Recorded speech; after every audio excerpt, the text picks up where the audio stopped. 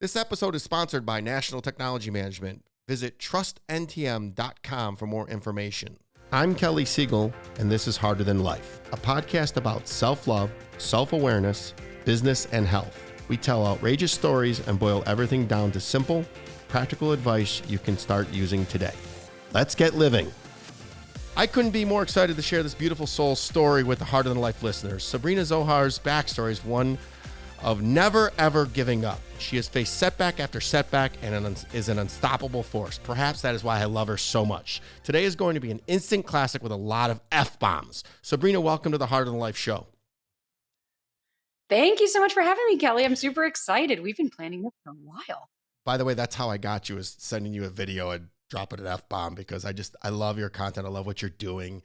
You exemplify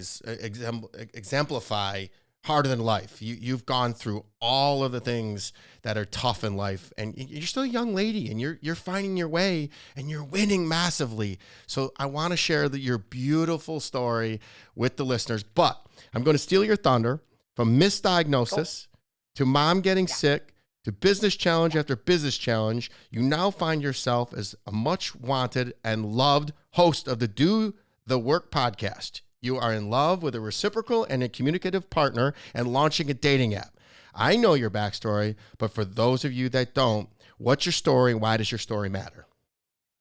Well, thank you. So my story starts, I'm from South Florida, and I moved to New York when I was 19 to become an actor. And so I really thought, growing up, I was always a performer. I was in musicals and plays and runways, all that stuff. And so when I moved to New York after a couple of years of acting school, I was like, this is not for me. And so I went back to college, studied fashion, was a buyer, then became wholesale. And in 2016 is when I quit smoking, quit 3 kinds of medication. So at the time, that's when I was misdiagnosed. Between 2014 and 2016, I was on 4 kinds of medication, Effexor, Wellbutrin, Depakote, Lexapro. Like, I tried all the SSRIs. Then I was on Depakote. Then I was also on Klonopin, Xanax. Like, I was so heavily medicated. I was just numb. And it was just them constantly hiring my dose. Nobody ever stopped to think, oh, I don't know, maybe she just needs to talk to somebody or explore her trauma. And so one day I was in a relationship that I wasn't happy with, and I looked at him and I was like, this isn't working. And he agreed. I cut smoking cold turkey. I cut all the meds cold turkey. I've never been a drinker, so that was never hard for me. I started working out and went paleo. And that was like the hardest detox I've ever experienced in my life in a very short period of time. And that was just the beginning. Literally the beginning of a fucking continuation of a shit show. And then my mom got sick the following year. I had lost my job. Like, it was just talk about fucking like another rock bottom, another fuck, here we go again, being unemployed in New York. It's just not the place that you want to be. And so that's actually when I started my clothing company, the day after my mom's successful surgery. And so I had software. I've continued with software, started doing panels and podcasts and growing the business and doing all these things, but really having people approach me saying, hey man, would you coach me? I'd love to talk to you. Could we talk? What about relationships? How does that sound? And this time last year, I was like, fuck it. What do I have to lose? I'll start TikTok. And then the TikTok mushroomed into a podcast, and the podcast mushroomed into everything else. And somehow here I am. You're beautiful. And we're 3 minutes in and I'm all like, I forgot to start with the hello, hello, hello. Hello. My love partner makes fun of me so fucking hard every day for that. And that's the way it's supposed to be. I've listened to every one of your podcasts, and if you don't already follow her immediately. She's at Sabrina.Zohar on TikTok and Instagram. Please also rate and follow her on Do the Work podcast. Do the Work is thrown around lots lately in personal development space. What does that mean to you? So it really has. It's kind of like the word narcissist. All of a sudden, everybody is like, oh, fuck, everybody knows. For me personally, I think when it comes to what actually doing the work means is it's not just about a self-awareness. That's the first fucking step. Having self-awareness is great. But how many times have we spoken to people that are like, I know that this isn't good for me, but I still do it. And you're like, okay, so it's not about self-awareness. But what it really is to me is it's understanding that all of us have experienced trauma. Every single person on this planet, whether it's big T trauma or little t trauma, we've all experienced some sort of traumas. And so often, especially when it comes people don't think that it manifests in other ways. It does. It manifests relationships. It manifests in personal and friendships, in career, everything. But we see it more often in relationships because it's the closest mimic to our parents. And so personally, my journey was I had a narcissistic father and a people pleasing mother. So it was very textbook. We grew up in a home with a lot of abuse, with a lot of like verbal abuse, a lot of like hitting and soap in the mouth and a belt. Like it was just my sister and I talked yesterday where we're like, it was just a lot of darkness. Like we don't remember ever really being happy as a kid or excited. And so those were how I created coping mechanisms and I created core beliefs of I wasn't good enough and I wasn't worthy. So I had a self-esteem that was shot. By the time I started dating in adulthood, I was just dating my father over and over and over again. And I didn't understand how that was going to manifest. And it was so wild, but I started dating men that were just an exact replica. And when I realized it was when I had married my father, exact same situation, and we broke up, that was the time where after I said, there, enough is enough. I have to be the common denominator. It can't be everybody else. And for me, that was my beginning of doing the work. So I had the awareness, but then what the fuck does that mean? What are you doing the work? For me, it really is that you are bringing in a multitude of different modalities. So you are taking the awareness and then understanding what does your body look like when you're dysregulated? Because when you're dysregulated, you're coming out of a space of not safe. And that's why sometimes we'll say things or act in ways that we're like, wow, this doesn't feel like me, right? Because you're dysregulated. Then we move into, okay, well, where's that in my body? How is this feeling in my body? Starting to connect with your body. When have I felt this before? How is this feeling? I think a lot of people, they don't want to do the work because they don't want to see those shadow parts. They don't want to see that little inner child that needs you. Because instead it's, oh, just let everybody else come save me. I just haven't found the right guy. That's all. It's just not the right person. When it's like, no, motherfucker, it's you are not saving yourself. It's not that everybody else is going to do this for you. And so for me, really what doing the work is acknowledging those parts of yourself, facing those parts of yourself and healing through them and supporting those parts of yourself that need you more than they need you more than they need any other person. I think we need to extend this podcast several hours because you're just so good. Where in South Florida did you grow up? Boca. I was Boca Raton. So my parents moved from New York, then they moved to South Florida. And then I left, all of us, me, my sister and brother all left the minute we turned 18. It's not a place for us. So I went to New York for 12 years and then California. Before we hit record, I just telling you, man, I can't be over there. I love it over there. I got a lot of business over there. I do a ton of things, but if I were over there, I could never meet my goals. There's just too many temptations. So I built a house on the other side where it's slow and sleepy. Yeah. And so what I run into, I've dated every single self-unaware and every single emotionally unavailable woman. So what do you recommend besides the guy or the person who is aware and has done the work run away when someone is completely ignorant and not self-aware? What do you recommend people do for that? Because some people just literally, I say that denial is not a freaking river in the Amazon. But what the hell? Realistically speaking, I get people all the time that are like, no, I just always date emotionally unavailable people because they're just like, that's just all there is. And it's like, no, what's happening is that person's triggering you. So when somebody is so wildly unaware, the first thing I even have to stop is I'm like, okay, do you want to take any accountability and ownership of anything that's transpired in your dating life? Because if the first thing we need to acknowledge is, hey, yeah, I guess I do kind of have a pattern. Because if you have a pattern of dating emotionally unavailable people, so then my question is, okay, so are you emotionally unavailable? Are you emotionally available? Do you even know what that means? Do you even, I try to educate first. So I'll be like, okay, let me explain to you what that means. So when you feel anxious, I'll always ask, what happens in your body? And they'll be like, I don't know, I just get anxious. And it's like, okay, so you're not even aware of what's happening in your body. So I try to like kind of layman's term it, because for somebody that is so completely like, I get it, you fucking know, you have a TikTok and an Instagram and all that shit. We see the trolls, the little clapbacks that, it's no, I didn't do anything wrong. It's my avoidant. He strung me along. And it's like, okay, victim, you don't want to take any accountability of, oh, wait, you allowed it. And so I think that's kind of the first step with anybody that I even meet when they're so unaware. If I'm even having and you know what, we can also say with like a lot of the stuff happening in the world right now, it kind of mimics that. If I'm trying to have a conversation with you and all you're going to do is argue with me or deflect or take no accountability, what I'm going to do is say, you know what, I don't need to waste my time anymore. Take care. I remove myself. I don't need to, I'm not your fucking therapist. I'm not your friend. I'm not your mom. I am not anybody to you. I am here, especially if you're on a date with them. It's like, hey babe, good luck, Godspeed. Let me know how that works for you when you're 45, still doing the same shit. So years ago, I was in therapy and the therapist said to me, if you meet somebody and you get all anxious and excited and what we know now is called triggered, run. I thought it was nuts, and he was so right, because that was activating your childhood and bringing you back to your familiar. I call it misery if you're going to continue to date your father.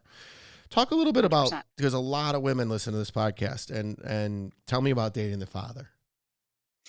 Oy. Well, and so here's the thing. The thing about a trigger is there's so many ways to look at it, because triggers are not always a bad thing. Triggers are a Mm. really great way for us to learn about ourselves. It's a really great way. So, like, I have my partner, I fucking love my partner, and we've been together a year now. I still get triggered constantly. Like, because we're human. It's gonna happen but that's where I have to stop doing the work, where I've stopped and gone, whoa, whoa, whoa. Am I creating a narrative based on a past projection because he said no to me? Or did he say something that was genuinely rude and disrespectful that we need to handle? And this is why I'm upset. So I think it's like looking at that first off.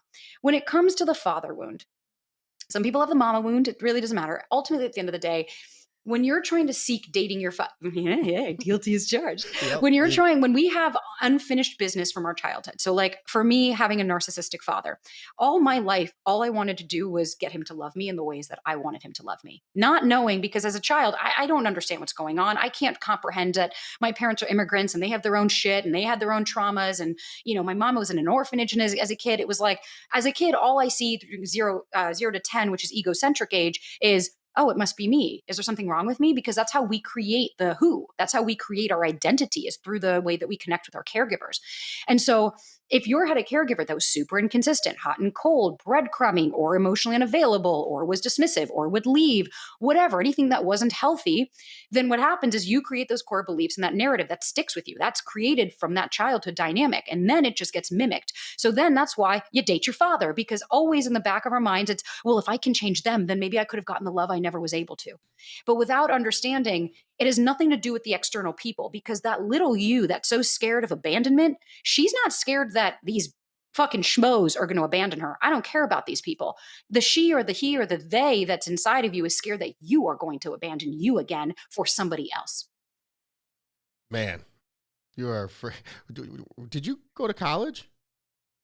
I dropped out of college. Where'd you go to school? New York or? I went to New York. I went to 7 colleges because I just couldn't. College was never for me. It was just not my fucking place. But I failed my PE class, which is why I didn't get my degree. Otherwise, I would have had a fucking degree in business. But I went for business and I minored in psychology. So it's always been an interest of mine. And then as I started to do the work on myself, I just started diving into, like, I took like 6 courses on this one school, and I started taking a Masha's mind calibration course of the nervous system.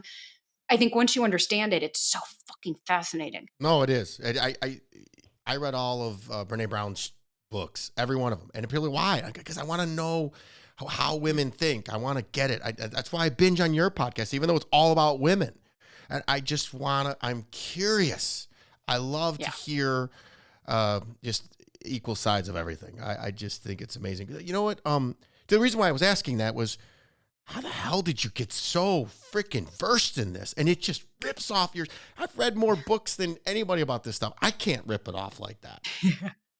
I think when I get passionate about something, when I get like kind of hyper focused about it, that's it. It becomes my world. I also, I deal with, like, I usually have 2 to 4 clients a day. So I'm repeating this shit over and over and over. And then when I have people on the podcast repeating it and repeating it, I have conversations with my family, with my friends. It's something that's like, this is what I live and eat and breathe. Software, my clothing company, like, yeah, it's awesome. But it was like, I did 6 years of that. So like, that was how it was there. I learned everything I could about it.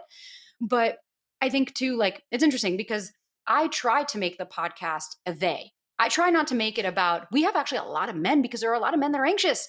They don't even understand that. But I think it's such a beautiful way to say, like, yeah, I want to understand different perspectives. I want to understand, because then that way, if you date somebody like my partner, was avoidant, now secure. I was super anxious, now secure.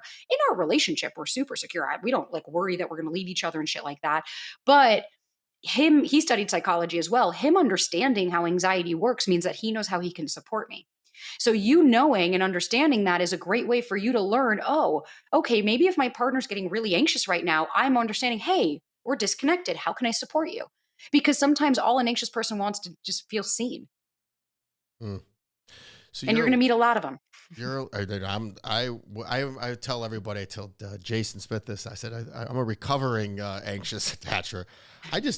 I just surrender and let things happen. I don't care everything. I look back on lines for me. I'm much older than you. So I've made every freaking mistake known to man. And Yeah. it's always been push, push, push because I was anxious. Oh my God, I got to do this. I got to do that. Hey, why don't I just be me and the right people will come Yeah. to me?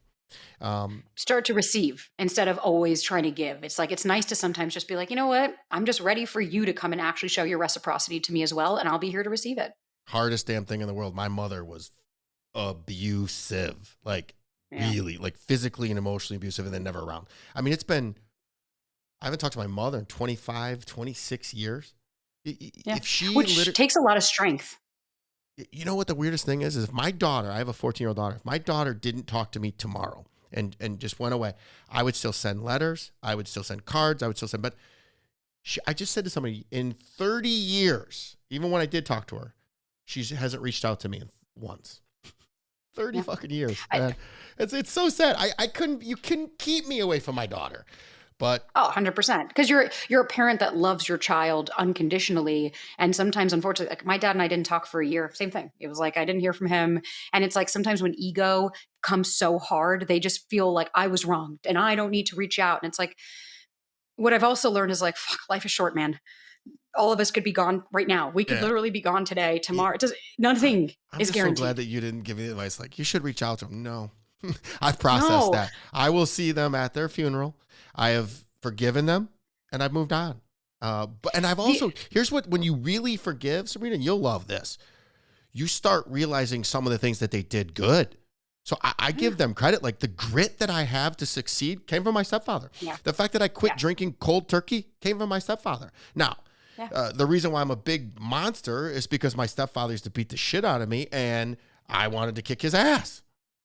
Right. So this opens up doors for me that I couldn't do before. So I was able to look, and then you know what? I remember having quit drinking and how freaking crazy life got and how the world seemed like it was. I could empathize and have lots of compassion for my stepfather when he quit.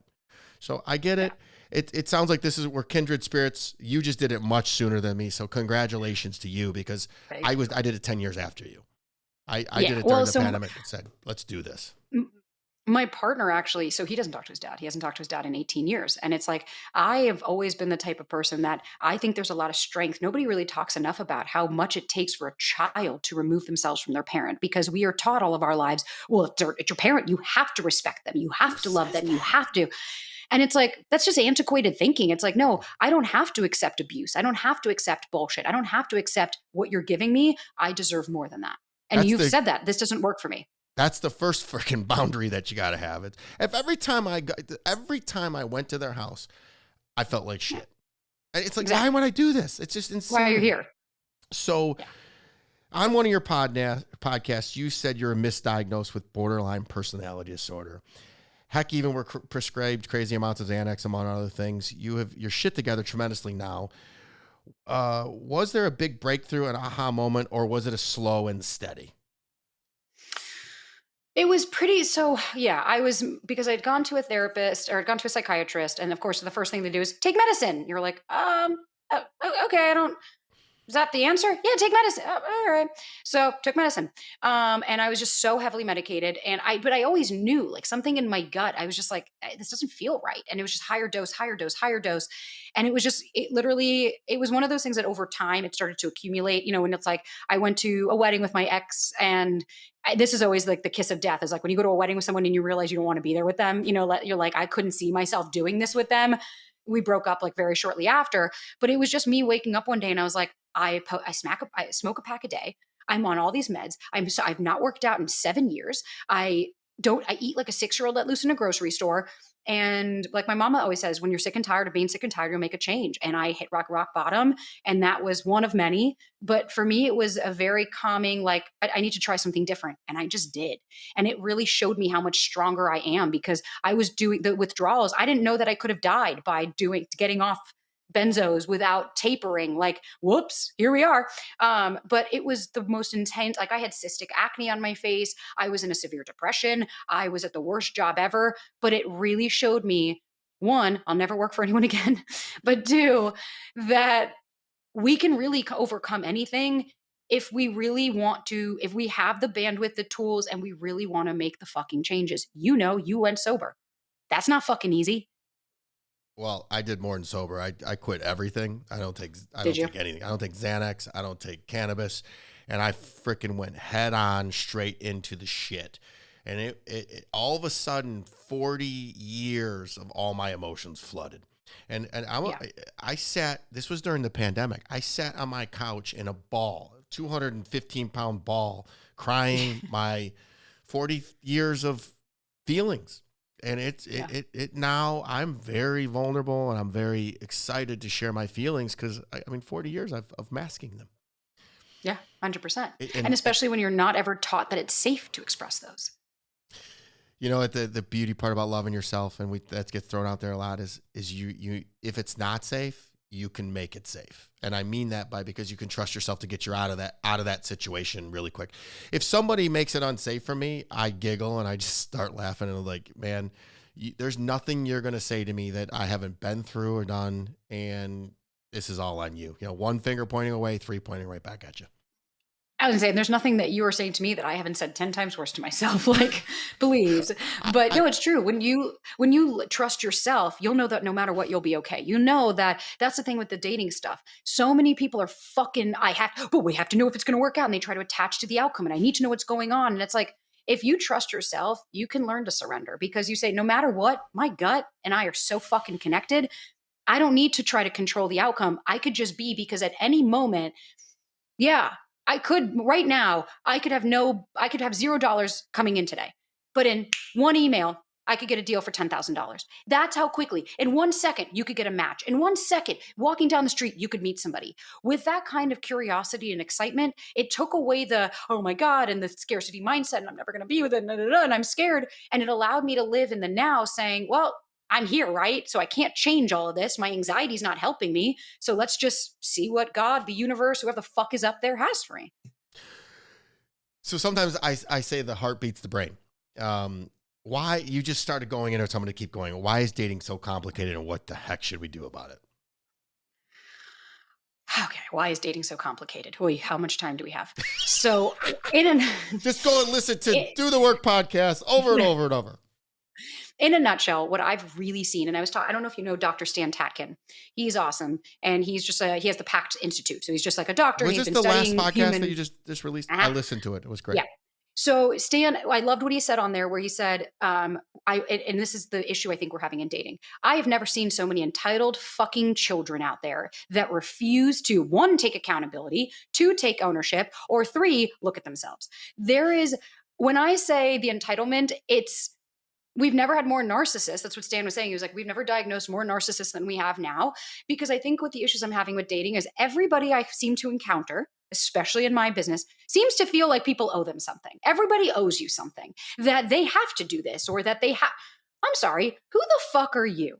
And like I had done one thing where I said, it's not ghosting if you go on a one date and the person doesn't want to see you again. And like, they don't owe you anything. They don't owe you a text. You met them once. You don't have a job interview. They don't owe you a fucking response. And when somebody wrote, oh my God, they absolutely do owe me a response. I'm a queen. I'm deserving of everything. And I was like, you entitled little fuck. This is the issue. You think that you do nothing wrong and nothing's your fault. It's everybody else. And so I showed up on this date, so I automatically get what I want. Where it's no, actually, what we need to learn in dating is that everybody operates differently. Nobody owes you a fucking thing. Nobody. This world doesn't owe you shit. Is it fair? No. Get over it. Deal with it. That's where we're living, right? Otherwise, we wouldn't have death and poverty and all of this crazy shit that happens. So once we kind of understand that, I think when people entering in the dating world release control of the goddamn outcome, stop attaching. Just so, let's say you and Kelly, you and I are on a date right now. Just because we're having a great time doesn't mean that all of a sudden I'm like, oh my God, but I have to be with him. Oh my God, but oh my God, he's so hot and there's nobody else and there's not going to be anyone. I haven't met anyone. Or, in fact, hold on, I'd argue that from the work I've done, that if you're feeling that, then it's an unhealthy relationship. It's an anxious attachment. 100%. It's 100%. If you're feeling that, 100%. It's going to feel, a healthy relationship going to feel boring. Tell me I'm wrong. It feels calm. It just feels calming. And I think the boring people, and it's like, yeah, that's the saying is like healthy equals boring. It's like, yeah, because your nervous system is regulated. Yeah. Well, so, I grew up in such chaos. Yeah. That's my norm. And so it's like when things aren't chaos, there's no love. But Yeah. I've solved that. It's true though, because like I'm the same. I grew up in only knowing that you have to earn it and you have to be like I always had to prove myself and I had to be a good girl and I had to do this and I had to put my needs aside and who the fuck am I to have boundaries? But then you kind of become an adult and you're like, wait a minute. I do deserve to be able to speak up. I do have the right to say what I want to say. But you know what also I think people need to realize when it comes to dating is like there doesn't just because somebody breaks it off or says like I had somebody write today, I can't get over it. How am I not going to take it personally that he said he's not ready for he doesn't want a relationship? And I was like, yeah, but he told you this relatively early. What do you mean? How are you not going to take this personally? I'm like, you're making this about you because you want it to reaffirm your core belief. Because instead, what you'd have to look at it as, oh, I guess everybody operates differently. This person's his journey, and that's what he's going to do. And here we go. Let me make this personal about me, and then I got a bunch of other questions. Oh, Yeah. and my theory on this, on the entitlement, I agree with you, but I am a little older, and I would tell you that it's a lot about pain avoidance. I'm a subscriber of Brene Brown's. I think the moment shit gets tough, they're tapping out. Oh yeah. Oh my God, I got to have this vulnerable conversation. Get me out of here. Because a bunch of little pussies. It's a lot of, I hate to say it that way, but my sister's been saying this for years. Like when I would date these guys, she'd be like, oh yeah, because mommy always told them, you do no wrong and you're perfect and you're amazing and everything. That people are like, I get it every day. I say, when I have a conversation with this person, I can't talk about this. Why would I say that? Then they're going to walk away. Then they're going to leave me. And I'm like, you are so scared to just communicate because no one ever taught you how, that now it's, nope, I want to avoid the feeling. Now you just went into where I was going to go. Cause when I go on dates, and I'm gonna blow my horn. I have done every freaking healing modality. I know how to communicate. I'm handsome. I make good money. I'm a catch. Got it going on, Kelly. Yes, I am. And then we go on dates, have a good time, and then they just disappear. They're like, hell to the no. I am not getting involved in that level of self-awareness. And I say, thank you. Thank you. Same thing. Why do you think when I met my partner and I asked people, I did a video that went viral. People lost it. This is terrible advice. What is this, a job interview? And it's like, thanks for showing us your emotional unavailability. All I asked were 3 questions. Do you have space for a relationship and what kind? Like, is that something that's interesting to you? How did your last relationship end and what did it teach you about yourself? I don't care about the ex. I want to know what you learned to make sure you're not a narcissist. And third, what's a passion and a project that you're working on right now that you're super excited about? Because what that tells me is, do you have the time and the bandwidth? Grant, write those 3 down. Put those in the show notes. That's freaking fire. And link to her and like podcast. You'd be shocked. People lose their marbles. But then when I asked my partner, I said, so what did you like about our first date? And he was like, the questions you asked. He was like, you were not like any girl I'd ever met. He was like, you were different and you asked things of depth. He was like, I knew I wasn't dealing with the average. So here's my thing. If you're scared to ask those fucking questions on a date, then good luck having a relationship of depth because you don't even know how to communicate or let alone deal with maybe hearing an answer you don't like. Because otherwise, most people do that to go, oh, I don't want to rock the boat. God, you're so good. You're deep. You know what it was? What you liked about the first date? You put out the first date, so that's why.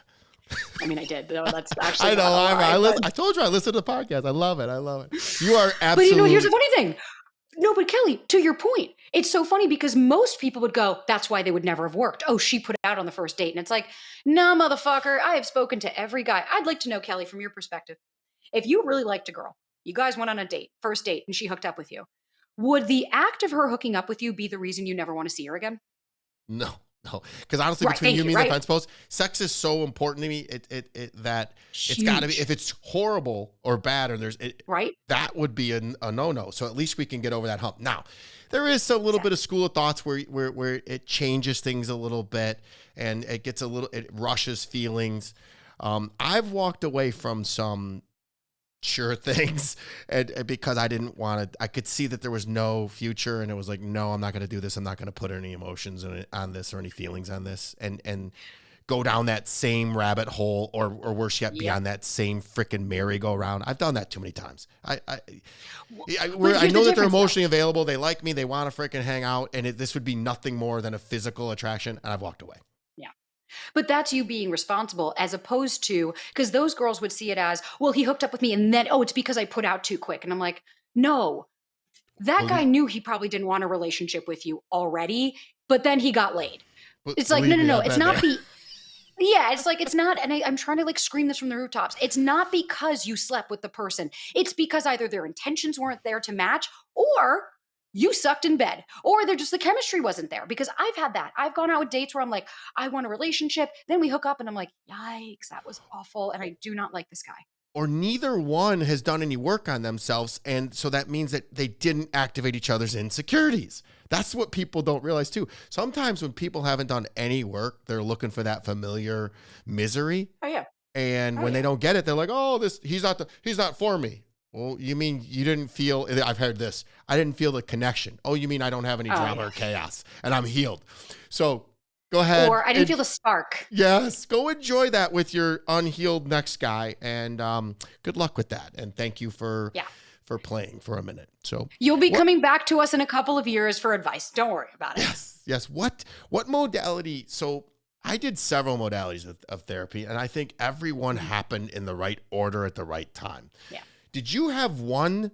So I did obviously talk therapy. I did EMDR. I did hypnotherapy, and I learned pieces of all of them. What was there one of them that you did that kind of broke something loose for you? Because my childhood trauma, like I had to process. I thought I processed the trauma, and like I had big T trauma. I wrote about it in my book, Harder Than Life. My mom woke me up from a dead sleep at 9 and beat the living shit out of me drunk. Yeah. That doesn't tend to make you feel safe. So, No. And also makes you hate your birthdays. So it was my birthday. And so on top of it, so where I was going with this is, I thought I'd processed that. I'd forgiven her, and each modality I'd had to forgive her in a different way. And it wasn't until I did EMDR, and this is the logic I assigned. Have you done EMDR? Yeah. So you assign logic to an emotional thing. So my logic to that was she was making me tough. Dude, it doesn't make any sense, but it made sense to the little kid, and it was able to move on. But when I did that, I cried for like 24 hours. 24 hours. Yeah. And we had to stop this session because I was going to break the freaking computer.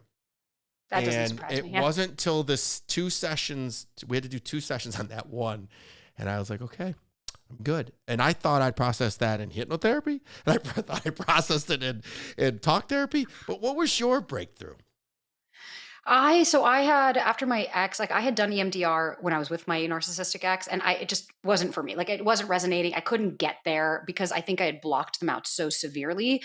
And so maybe if I tried it in a different order, who knows? When I started therapy, I started with CBT, and I had the reason I loved this therapist. And like, I agree with you, all of my modalities that I used came at the right time. So they helped me in different ways. So like my first therapist, she helped me with meditation. So I started to learn how to be able to sit with my emotions, how to be able to distance myself from thoughts and not being able to attach to them. Then we started to do tapping. I don't know if you've ever done tapping. Tapping was a game changer for me because I was so like, we'd be tapping on the pressure points, and these are to calm you down when you're thinking about like high stress moments. And so we would start, and she'd be like, okay, just start. And I'd be like, I'm such a piece of shit. And she would repeat, she'd be like, I'm such a piece of shit. And then I go and I'd be like, well, am I a piece of shit? It just allowed me to like process through. And I was like, wait, I didn't do anything. And so while having these thoughts, I was calming my nervous system down, which was really beneficial. Then she left, and it was time for me to level up. Then I went to DBT therapy. DBT therapy I fucking love because it taught me how to put my thoughts on trial, how to think of future me, different modalities, different things I could use, added it to my toolbox. And I was like, I'm going to take this and this and this, and I like this. Then I moved on from there. In the interim of all that, what the breakthrough for me was. Let me stop for 1 second. I just want to tell the users, because you're blazing through some things that people maybe not have heard of. Cognitive behavior therapy, dialectical behavior therapy.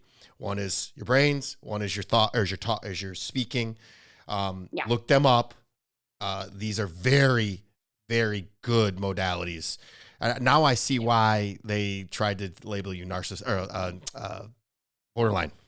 Because those are right. Common borderline personality disorders. I never knew what a borderline is till I had this crazy narcissist. I wouldn't say she's not crazy. It's just unhealed. It was just intense. Yeah, it was just an intense situation, we'll say. Yes. That they thought I was borderline just because the high highs and the low lows. I was really high. I would get really, really high and then get really low.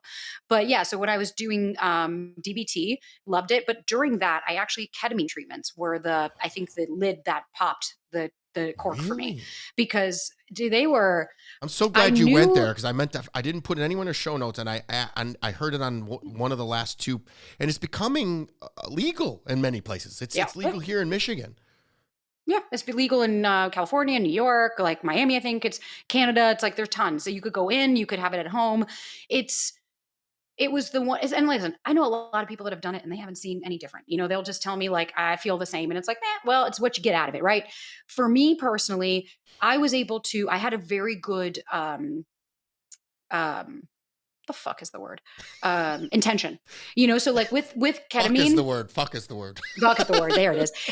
With ketamine, if you don't have an intention, you'll just float. You'll just kind of get high and just kind of be. My intention was, where am I stuck? And it literally, like, I remember my nephew, my therapist, and I talked. She's like, you needed a kid to bridge the gap. He brought me to the attic where I used to hide when I was a kid. That was the first time I remember. And I walked in, and she just like wouldn't talk to me. And I was like, I don't know what to do. And then as I was going to leave, she turned to me and she was like, you fucking abandoned me. And that was the first time I was like, wait, what? And like, I had no idea. I was like, what's inner child? Like, what is this? That was the catalyst for me. I've probably done 15 to 20 sessions at this point. Every time I see something new, I see something different, I see something I need to work through, I see something that needs me. And it just gives me more clarity when I come to the conscious world to be like, okay, cool. First, what I did was I was able to remove her, create a safe space. I was able to talk to my little me. It gives me that modality. I can do that with meditating now. But what it really did was it allows you to not feel what she's feeling, because none of us want to go back to that traumatic experience, but we want to be able to heal through it. And so by doing the ketamine, you're like a spectator. So you don't feel what the little you is feeling, but you still cry in your feet because you're watching it. So I had to say that's probably the biggest game changer for me. So I recently did plant medicine ceremony for the first time. I didn't do ayahuasca, but I did something more than it was probably some sort of ketamine. And I did an intention. My intention was to just relax because I'm grinding on myself so hard. I just want to relax and just be one with my mind. And I actually was in a big group of people, and I brought everyone together and calmed everybody down. And I was the calming influence. The download that I had several days later on the plane ride home, because it was in Arizona and I came here back to Detroit, was I was able to separate intimacy, sex, and love. Yeah. Those were freaking hard for me. I didn't realize, and I didn't even have that intention, but it downloaded about a week later. And I realized that those are three separate things. And when I was drinking and drugging and partying and womanizing, those were all one and the same. I got sex, love, and intimacy all from one. But really, what I learned in this ceremony was that I could get intimacy from you. I can get into I just connecting with you right now and talking about this is very intimate. It's vulnerable. Totally. It's freaking connection. I love that. And I love you for it. Now it's just, so I all I was trying to say is that, and I'm going to another one here in 2 weeks, and I'm going to have a total different intention. And you're talking about it. You know what my intention is going to be? I'm going to show up as little Kelly, because I think little Kelly still needs something, because something is holding me back, because I want to take over the freaking world, and there's something still not. I went through and I've taken every physical test. I just got back from New York, took an MRI with AI, and there's nothing physically wrong. I've ruled everything out.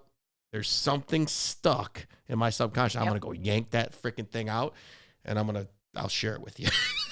Well, please. And even sometimes, like, reparenting is the most beautiful thing. Like, even if you maybe see Kelly, that vision of your mom doing that to him, and that's how you save him. You break through the door and say, get the fuck away from him. I'm here to take him. Yeah, And you remove him, because and it's like, if new memories, like when you go there and you try to explore with him, it's like, it's so beautiful. And I still have to do that. Like, I'm a new business owner. You know how it is being a business owner, so much instability. We don't know what the fuck's going to happen. One day I make money, the next I don't. So I'm dealing with, and growing up, my dad used money as a carrot. He would always bait us with how much money he gave us, and he would take it away all the time. So I grew up feeling that. I am still consciously working with little Sabrina every day to be like, hey babes, I'm here for you. I'm not abandoning you. Dad's not going to take things away from you. It's always going to be a process. But once you have that little you next to you, you can't ever like unsee it. Yeah, I love it. It's beautiful. I resonate with all this. Just this weekend, so little triggers that it still trigger me. Food, if I'm hungry. Yeah. Because there was no food in the house. My parents were alcoholics. So if I'm ever hungry, I immediately get to I'm going to die. That's a weird Yeah. one. And I literally go and Big Kelly walks into the house. I just had to do for social media. We had to drive by my parents' house. They still live there, and we filmed it. It's a little shit box this big. It's big as my living room now. And I just, yeah, I talk to that little Kelly all the time. I say, "You're safe, you're loved, and you're okay." And he knows it, and we just giggle about it. And I could Good. do that in the blink of an eye now. And that's what Yeah. happens when you quote unquote do the work. Yes. And you mentioned the meditating. I meditate, and by doing all those mindfulness and doing the work, man, you're able to maneuver through the day. And then I say to this, how good can you handle life? Yeah. Boom. 100%. It's like, it's such a game changer. I'm so happy for you to found, what is his name? Jeez, is it Nick? No, Ryan. His real name is Ryan. Ryan. I can't call him tech guy. Yeah. When he's at, wait, we just saw I him in know. the IT business. What does he do in tech? So he was a project manager for a long time. And actually now so the dating app, I It's walked away from it coming. just because of time. I couldn't do it. I did not have, it was getting to a point because it wasn't my app. It was somebody else came to me and said, "Hey, do you want to help us develop this?" And I was like, okay. And so that's why I couldn't call it do the work or anything. I was like, oh, wait, this isn't my thing. And it just became a Oh, point where they were like, "We're going to need more time from you." And I was like, I can't. I'm like, I'm giving you everything I can and I'm not getting paid. I was like, I can't do it. So I had to walk away from that and I will pursue something else. But actually, Ryan/tech guy, we're going to work together. He's going to help me with the podcast and do all the techie shit and help me organize. And I want to take my business to the next level. And that's what I'm focusing on right now. you're on a trajectory of fire. I'm a business. I've owned several businesses, and I'm right there next to you, and you can see we're kind of going together. And anything I can do to help Fuck yeah. you, you have it. That was my next question, was going to be, what did you decide on the dating app thing? I'm kind of glad that when you texted me last time and said that you couldn't use the name, I went, okay, what the hell's going on here? I would highly suggest you be surprised how you can white label some of these things. I'm white labeling a Totally. health and fitness app right now that Nice. is going to absolutely explode. I am going to take on, and you're the first time I said this on the airwaves. We're going to take on and the social media people and try Yeah. to create a positive social media app Mm. where people go into it and there's guidelines that say if you're negative, you're getting kicked off. And this is all, my Harder Than Life brand is for charity. We want to donate $1 million for a year to charity, and we picked 2 children's charities and 1 addiction charity, because that's what I wish somebody would have helped me. So Yeah. that's it. I'll be on the lookout for that, because I really think you'd have a great app. Not that I've ever been Thank you. on. I That's don't know anything about it. beautiful. I think it monetizes so much faster than one-on-one training and the Yeah. podcast and everything.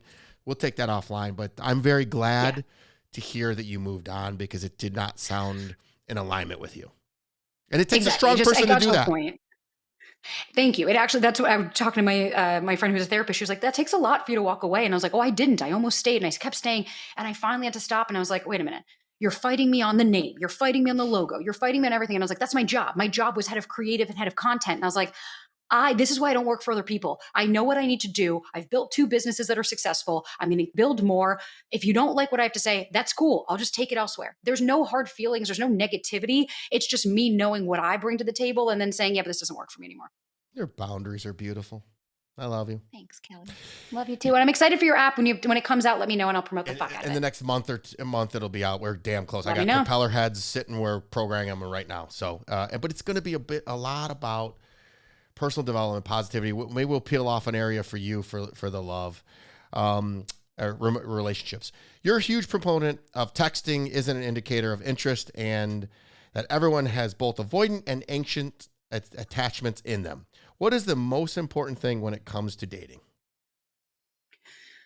The most important thing when it comes to dating, you mean just overall? Yes. I would say healthy communication. Healthy communication is literally the most important fucking thing.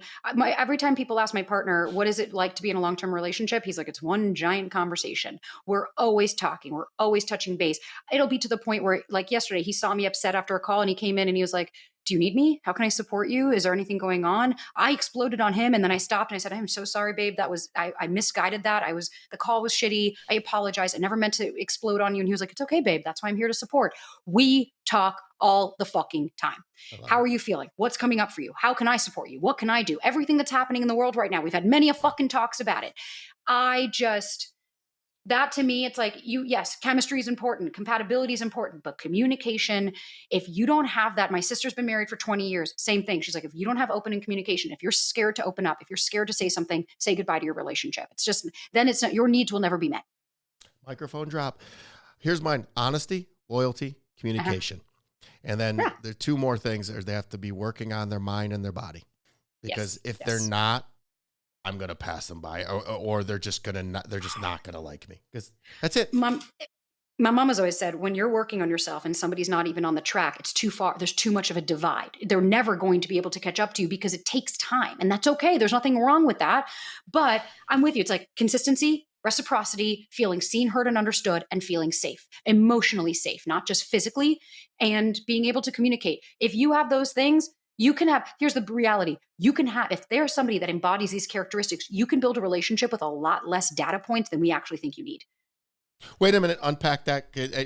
English. I know what you meant, but say that in English. You know what I mean? So pretty much what I'm saying is, a lot of people think, oh, I need so much to be with a partner. And it's like, there's actually studies that show you actually don't need that much to be in a relationship with somebody if you have those basics. If you're seen, heard, and understood, which means you can communicate effectively, you have a safe space, you open up, and that you are reciprocal and consistent with another partner, you can be pretty incompatible in a lot of ways while still having a beautiful relationship. There was just a study done. I think they looked at like over 1,000 married couples, and almost all of them said the same thing.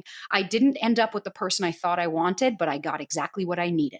Because the person that you think you want is very rarely the person that's actually going to be the one that you need, which is my partner. He is not my type. He is not the guy that I normally go for. He's very handsome, don't get me wrong, but he's not the like cookie cutter I always date. But he is everything I need and more, because a man like him, you don't meet that every day. Rewind that and play it again. And that's beautiful. And I love that for you, and I love that for him. I'm going to throw this shameless plug. I am ordained, and if you ever do get to the point where you're going to get married, I'll come do it for you. Super, oh my God. The shit that'll come out of my mouth, it will be so beautiful. The last one I did, everybody cried. So I just, the things that I'm not shy, and I'm so happy for you. I feel it. I feel you through the monitor. So when it comes to boundaries and standards in dating, what is your advice to someone that came out of a toxic relationship and overcorrects? Oh, and how long should someone be single before jumping back in? I mean, I think the single thing, it's hard because everyone's so different. I don't have like a timeline, but I would say I want you to be able to, I always think if you're about after a breakup, how to get into a new one. Have you processed through the breakup? Have you accepted what happened? Have you taken accountability for your part and theirs? Are you still hung up on them? Are you excited about dating? Are you looking forward to it? Have you learned that you're going to release control to the outcome? Have you learned that rejection is part of dating? Exactly. Most people are going to go, no, but yet they still go out and fucking date. But it's like, listen, it's okay. The mistakes you learn are how you're going to learn. I could say it to you all day. You know as well as I do. We could say it all day. Go and learn. Go and fucking learn, and then come back and let me know how you're feeling. But learn. Love of God. You keep doing the same thing over and over and over and expecting a different result. I just want to choke some people. Certain friends, I just can't. I can't talk relationship with you because you're just doing the same thing. 100%. And so it's like that to me. What was the question prior to that? I know that it was what do you about toxic relationship? Someone that came out of a toxic relationship and then says, I absolutely don't want that person. You see the overcorrect happening. Mm-hmm. That, we jump to the other side. The pendulum. What I see with that, it's the same as people that are like, I don't trust people. It's like, no, what happened? You don't trust yourself. You're coming out of a toxic relationship, which means you're not in touch with yourself. You probably never were while you were in it. That's why it was so toxic, was because you didn't have boundaries, standards, non-negotiables. So what I would start to do is look at what didn't work in that relationship. That's how you start to establish your boundaries. Boundaries are what you're no longer willing to accept. So if I was with, like for me, I had inconsistency all my life. My number one non-negotiable and boundary was somebody consistent. The person I go to sleep to is the person I want to wake up to. Not, we had this amazing date and then the next day they're cold and then they pull away. I was like, I don't have time for this shit. You hit me every time I hear that, because you repeat it every show, and I love that. And I what that says to me is I want emotional availability, 100%. which is consistency to me. Show me that you have big girl panties and can have big girl conversations. And not taking things so fucking personally, because I think a lot of women, they're like, "Oh, well, but, I shouldn't have to say it to him." And it's like, "Guess what, bitch? We Yes, don't you do." know. Yes, you People do. can't I'm read not your a mind mind. reader. People can't read your mind. I say that I'll see my partner half the time, he's like, "I had no idea you were upset." And I'm like, "I know. I thought I was huffing and puffing enough." But it's like, no, people can't read your mind. And sometimes, listen, the hypervigilance is a different story. If you're super anxious and you're constantly asking your partner if they're okay, that's also not okay.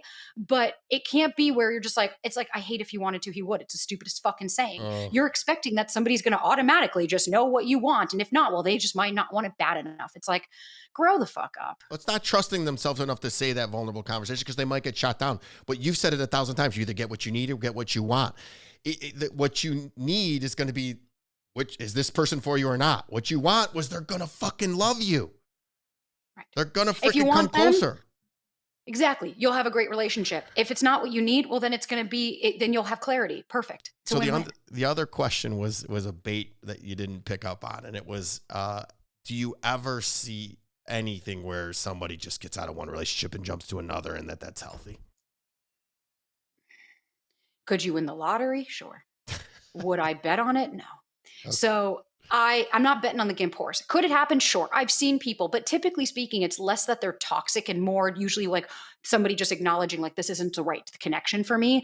But no, normally in the work that I do, the people that I meet, I have yet to meet somebody that had a super toxic relationship and entered another one after that ended up being really healthy. The reason being is because the person that was in the toxic relationship needs to heal and do shit before they can become the person that'll be in a secure relationship. I'm not even meaning a toxic relationship, in any relationship. How could you go from one to the next without any form of healing and expect The to only get better? time the only time that happens is if you've been wanting to break up with this person for like a few months and you've already processed and gone through it. You know what I mean? Like, because you have to remember the person that's doing the breaking up, they've already been distancing Oh, yeah. themselves. They've thought about it. They've been thinking about it. They've been processing it. They've accepted it. They're now at this point just figuring out how to do it. That's why the person that gets dumped is usually like, what? It's like, well, yeah, you probably just didn't see this coming. But that they're further along on the healing process. That's why, Yeah. yeah, they could go out, get back on the dating apps and meet someone a month later because they've already been over this. Whereas the person who's being dumped, no. Brilliant. You're brilliant. We're going to switch to you personally because there's so much more than you just this. And thank you for all that. And it was fantastic. And we're going to do more together. And anything I can do to support you, I will.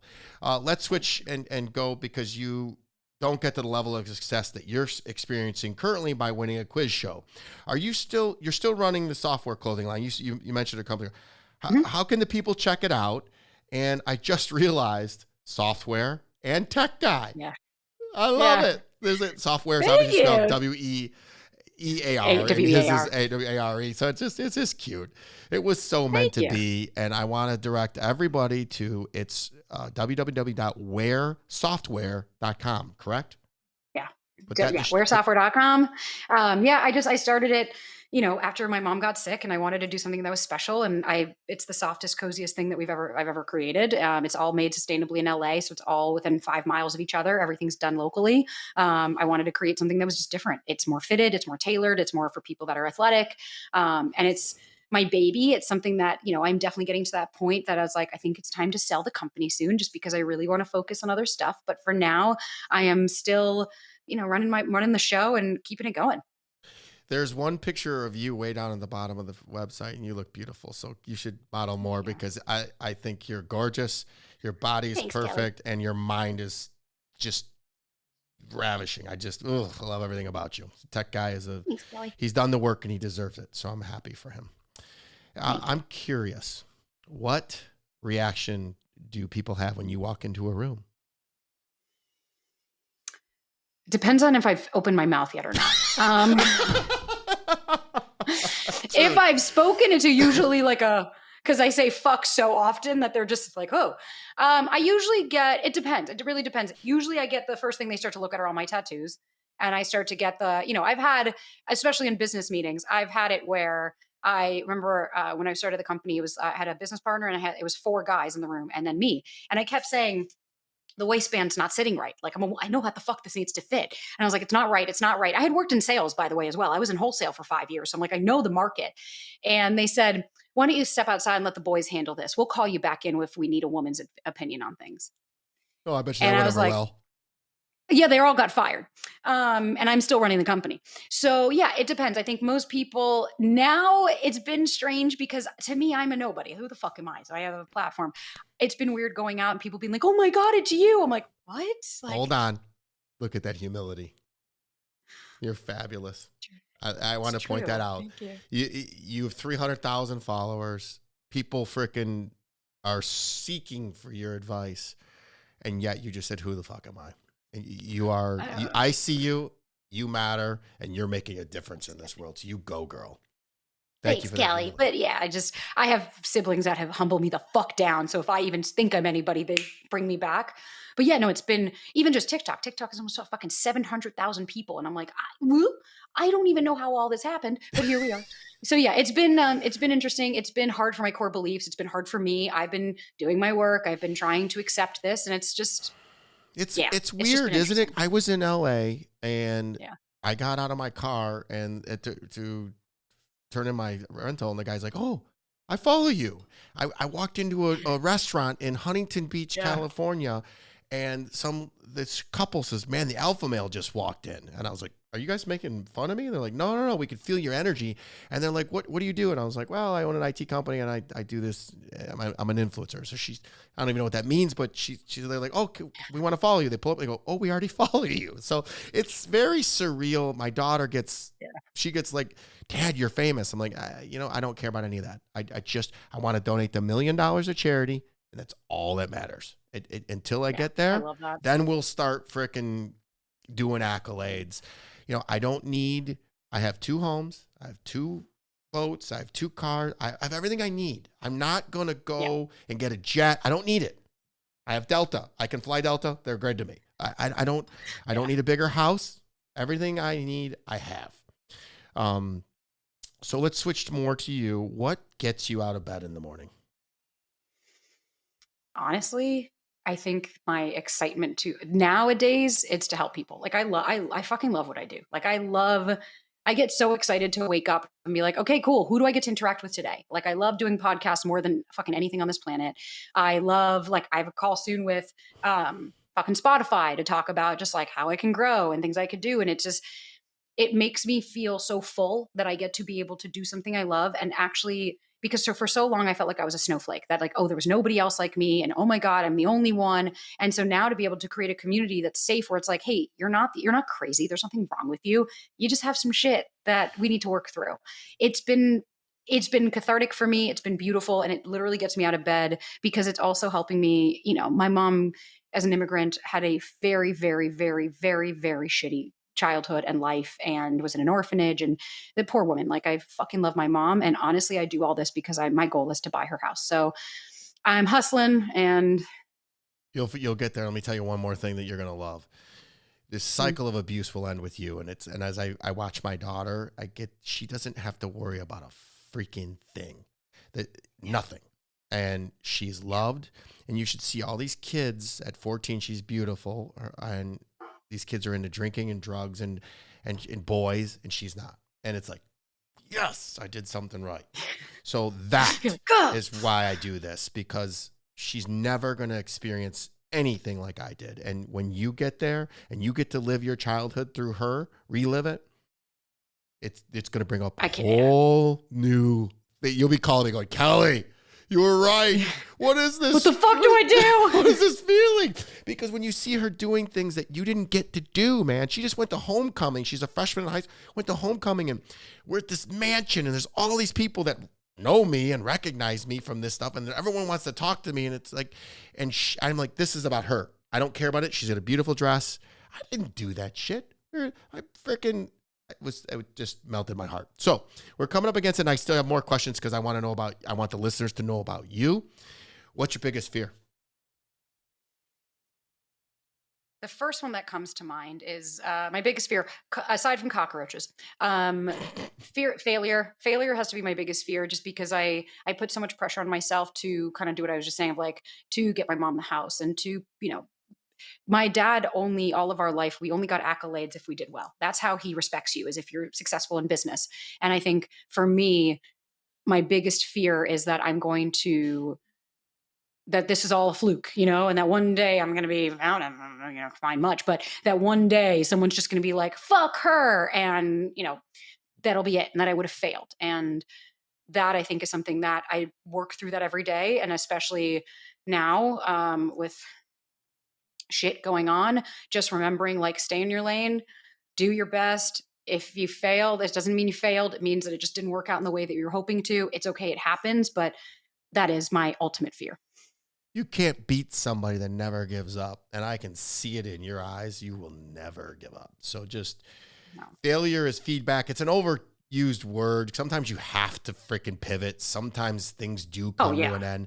But ultimately, the only way you really fail is by giving up. And that's defeatism. So I think people think 100%. failure is defeating, and they're two different things. So let's flip on the other side. Define success for me. Success for me is fulfillment. Ultimately, like, success doesn't mean that I have this much money in the bank or that I have this. It means that I'm fulfilled in the life that I'm living. That, to me, if that means my house is paid off and I don't have to worry about food, then I'm successful. So I want to be as fulfilled in my life as possible and be able to provide for the people that I love and be able to help others. That means I was successful. And that doesn't mean that I have to make a certain amount. I love that you didn't say happy. So define happiness for Sabrina. Oh God, I fucking hate when people say happy. I'm like, what is that? Happy. That's why I'm like, I'd rather be fulfilled and be enjoying my life and feel pleasure than be happy, because I'm happy for about 3 minutes and then something else happens and I'm not. So if I'm running after that fleeting moment. You always know when I'm happy because I got evil smirk on my face because I'm up to something. And everybody always knows it. I'm like, doing Love something. it. So we'll move on. What's the best advice you've ever received? Best advice I've ever received. So probably something from my mama. Mm. I think the two sayings that she's always said to me: "You were good before them, you'll be good after." And remember somebody, and that has always helped me, because she'd be like, "Remember, you were good before them. Like, you'll be fine if it doesn't work." And I'm like, "Oh yeah." And then they're in addition to your life, not instead of. That's always been something I remember. And I'm like, right, this person's not making my life. They're an addition to my life. They're part of my life. They're not making it. I always say that whoever I do date, I want them to make my life, to be an addition to my life. That's funny you said that. Yeah. I've never dated somebody who made my life better. And because I was chaos. So. I was gonna say, and this is the first time I have where, and it's not in the obvious where we're like, oh, I'm gonna make them a better person. It's like, no, just being supported and being loved in a certain way and being able to communicate. I've become, same with him. He's like, I have become such a better version of myself because we both know how to communicate, versus in other relationships where you're just like, this sucks. I don't want to change who you are, but by being authentic and being safe, that will allow both of us to grow. No, it's calming too, because I aspire to it, and when that happens, then you'll see me do even more epic things, and I'm going to do it regardless whether I'm with somebody or not. It's going to happen, but I love seeing people happy. I love it, and the two of you are beautiful, and I love seeing the dog. And so sorry about your dog. I know it's been a long time, but I have a little Yorkie that's this big that just I go on gratitude walks daily with him. Yeah. And Oh yeah. those are important to me. I remind myself, like, hey, I'm alive. I'm above ground. We forget that, the Latin word memento mori. We're all going to die. We keep forgetting that. And we're going to spend half of it bitching and pissing and moaning. That's the only guarantee we have, is that we're all going to die. Everything else, who the fuck knows? What's the worst advice you've ever received? If he wanted to, he would. No. I fucking hate that shit. I think just the worst advice is probably just like, size matters. Just like it does though. I love you. You're the best. I would say probably the worst is get over it. When people say shit like that, I'm like, come on, just move on, just get over it.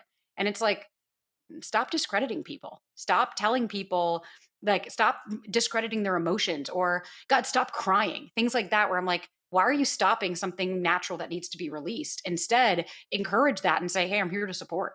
That feeling is healing. So that getting over it is not, and not even part of it. Two last questions. Number one is, how can the listeners and I best support you? We've got so many things. Is it one-on-one? Is it go to software? What's the best thing to support Sabrina right now? Honestly, I think the one-on-ones are great. If you need help, I'm here to help. Same with the questions, but really it's listening to Do the Work podcast and leaving a fucking review. That's it. I'm going to leave one for you too. But like, that's it. I'm trying to grow the podcast. And for me, I'm like, just follow Do the Work on Insta and just leave a review. That is invaluable because then, we can get ads, we can do all this fun stuff. I can start making more episodes, do twos. I can have you on the podcast because I need to schedule more people. But just doing all this fun shit. And that's to me the most supportive way. And yeah, if you want to buy software, feel free. That's a cozy It looks thing. great. But it's so fucking comfy. But I just like to give options for people because it's like, it doesn't always have to be in a monetization way. Sometimes it really is just leave a fucking review and that's all. Ideally 5 stars, but I listen to you. You're my plane rides because I go back and forth to Detroit to Florida. So I listen to you on the plane and I just start freaking laughing because I identify with you. Is there anything I haven't asked you that you feel compelled to share?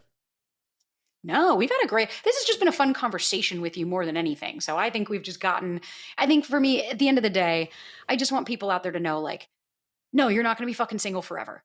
But if you keep repeating the same patterns and you keep living in that same space, well, then you will keep receiving and allowing the same shit that you have. So if you want to make changes, you gotta be the change if you want to start seeing change. I say a lot, thoughts are magical lies, and I giggle to myself. I'm like, if I tried to stay single for the rest of my life, it would be impossible. Yeah. Like literally. So I think you're beautiful. Anything I can do, I'm going to help. There was another thing I was going to say, but we're going to wrap it up and I'm going to say, please rate and share this podcast. Also, I do my best to respond to all the comments on all social platforms. So if you want to see more of something or less of something, leave a comment. Each and every episode is sponsored by National Technology Management, the easiest and best IT company to do business with, delivering peace of mind with technology every day. Visit trustntm.com for more info. Until next week, be harder than life. Thank you for listening. Please rate and subscribe to Harder Than Life, and let's take this to the next level. Get connected at the links below.